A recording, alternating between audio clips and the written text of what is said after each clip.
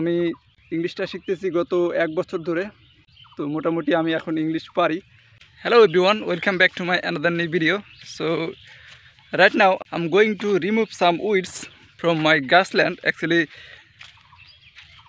I noticed that there are so many weeds has grown in my grassland, so that's why today I have come here to remove some weeds from my grassland. As you can see right now I have come to my grassland. As you can see, that is my grassland, and actually today I haven't come here to cut some grass. Actually today I have come here to remove some weeds from my grassland. So I have to remove these weeds. As you can see, there are so many weeds over here.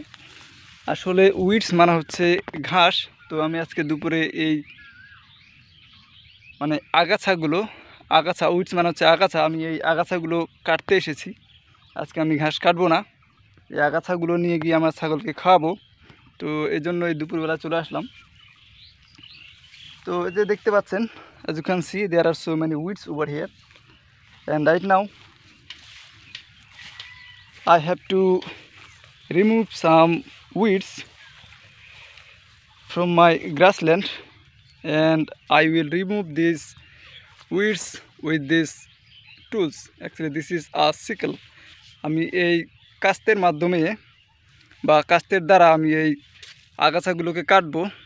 তো তার জন্যই আসলাম।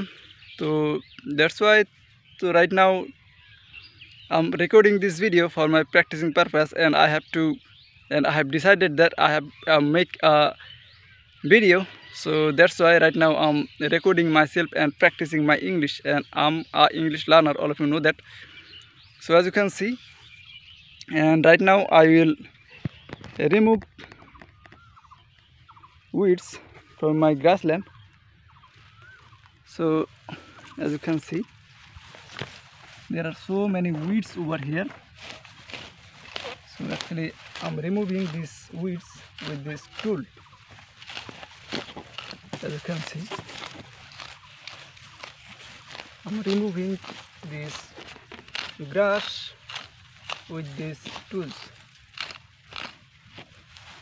Look over there, there are so many weeds.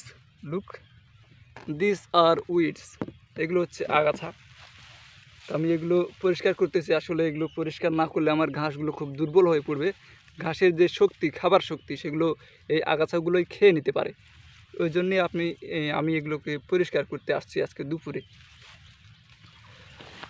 So dear friends,